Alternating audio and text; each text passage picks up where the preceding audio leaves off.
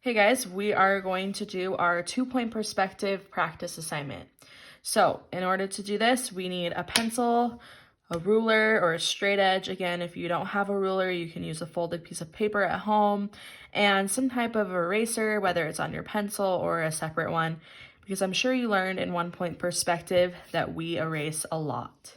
So we are going to start off very, very basic, and we're just going to put our horizon line down the middle of our page.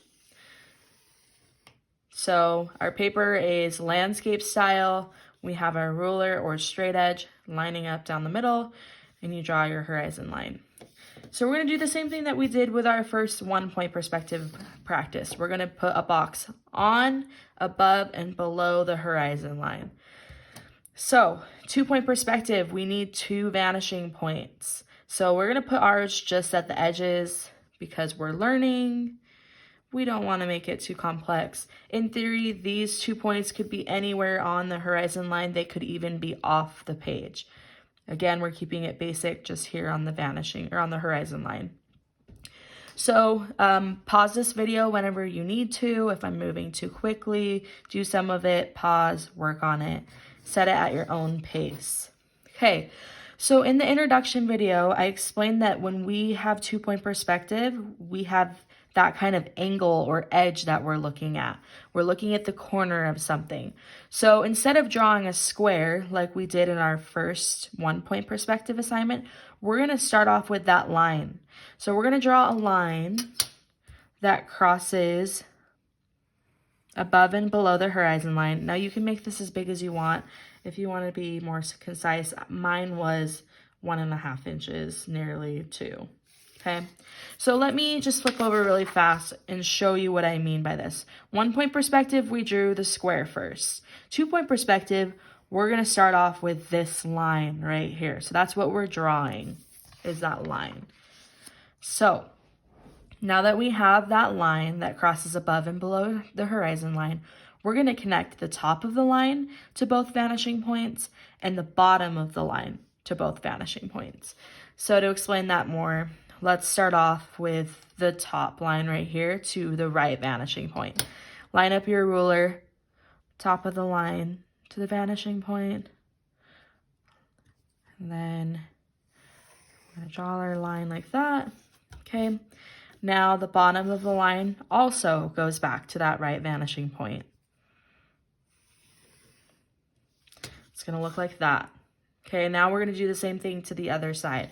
So take the bottom of the line, lead it back to the vanishing point. The top of the line, line it up to that vanishing point.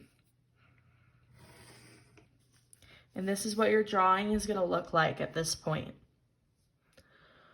Okay, so now we need to close the box off. So make sure that your ruler is very straight. We don't want floppy lines because then it will make it look incorrect and it doesn't follow the rules. So however wide you want your box to be is where you're going to place your line. So that looks good to me. Straight up and down, not floppy. And I'm going to draw a line starting at the top line that we drew and the bottom of the line that we drew. Okay, so now I'm going to erase the horizon line inside the box because we don't need that. It's not a transparent box. It's solid. We can't see through it. Okay, now I'm going to erase the guideline. I like to call these guidelines. The guideline that is at the corner and leads back to that vanishing point. And you can erase it. So as you guys get more advanced and more familiar with perspective, you won't necessarily have to draw the entire line back to the vanishing point. If you want to just do a little, I'm fine with that. I understand that erasing it's kind of annoying, but I feel like if I don't explain it properly, some people might be confused as to why it's not going to the vanishing point. So you could choose to just draw until here, close off your box, and then you have less to erase. Okay, so now I'm going to do the same thing on this other side. However wide you want your box to be. Making sure my ruler is straight up and down, no floppy lines. I'm going to draw a line starting here and dropping down there. So again, erase that line inside the box. And the guidelines outside the box also. We still keep that horizon line in the middle though.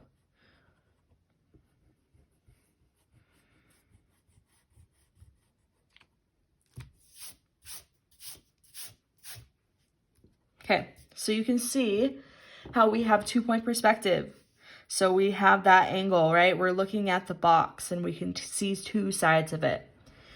So in 1-point perspective, I kind of touched on the idea that when we look at things on the horizon line, we're looking straight at it, not above or below. This becomes hugely relevant in 2-point perspective, and you'll see when we do our next box. But because it's on the horizon line, we're only seeing the sides. We can't see the top and we can't see the bottom. Okay, so now what we're gonna do is we're gonna do one above the horizon line. Okay, so same deal as before. We started off with that center line. That's exactly what we're gonna do here. So however big you want your box to be, you're gonna create that line, make sure it's straight up and down. That's how long or how big your box will be. So same deal as before, connect it back to both vanishing points, both the top and the bottom. So let's take the top of our line, connect it back to the right vanishing point. So this is where I'm saying we're not going to draw the whole line. We're just going to draw part of it, but really make sure that it's connecting, okay? This way we don't have to erase all that stuff. So now we're going to connect to the bottom of our vanishing point, lead it back to connect the bottom of our line and back to this vanishing point on the right side. And we're going to draw our line just like that, okay? Now this is where I get people that mess up because it feels a little odd because it's a very dramatic angle. So we will connect this other side to this vanishing point. So line up your top of your line to your left vanishing point and notice how angled the ruler is. That's where people start to get a little skeptical. They feel like they're not doing it right. That is correct. So make sure that it's leading there because notice how angled that line is. That's right. Make sure you do it. Okay. Bottom line back to the left vanishing point. Same thing as before. You don't have to draw the whole line. So that looks pretty kind of abstract and weird, right? But this is correct. Now we're going to close off our box. So we're following the same rules that we did with this one here.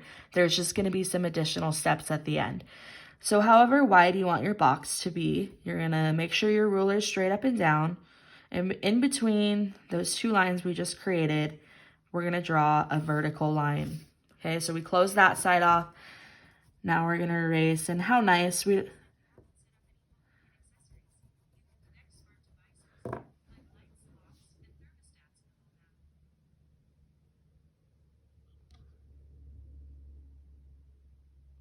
Okay, hopefully that didn't mess up. So we're just going to erase...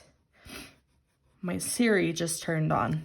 So you're gonna erase those 2 lines, and how nice you don't have to erase that whole entire line. Okay, so now we're gonna close off this box here. Sorry, I gotta gather my thoughts again. So this box on the side, on the left-hand side, however wide you want it to be, draw a line and close it off. Okay, now we're gonna erase the extra lines outside.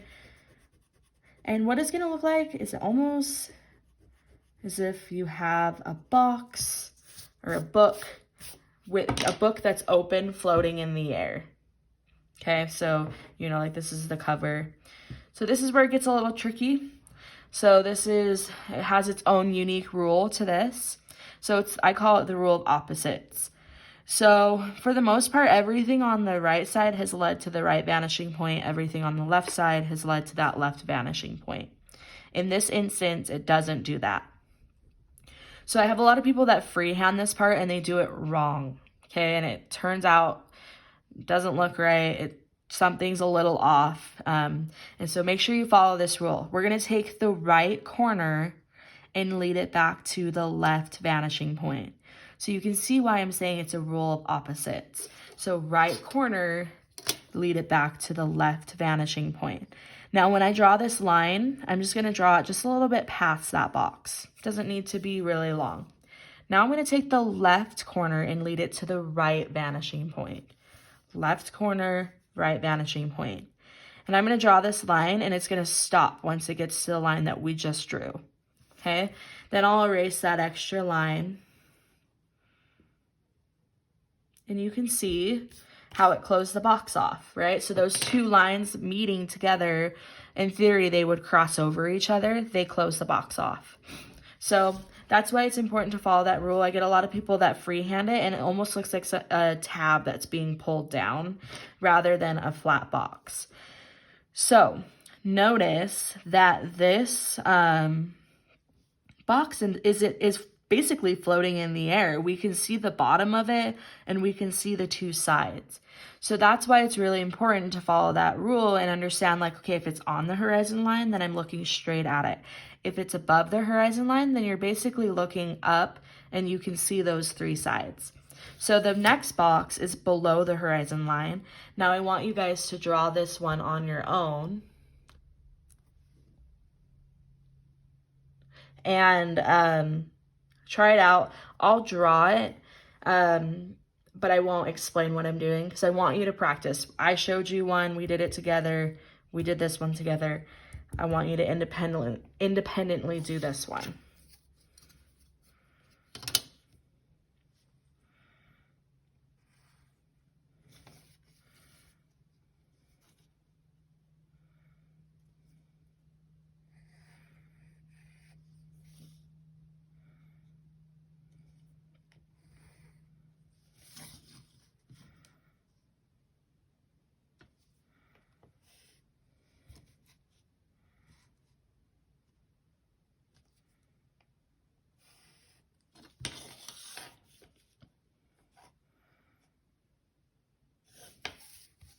Whoops. I need to close my box off first.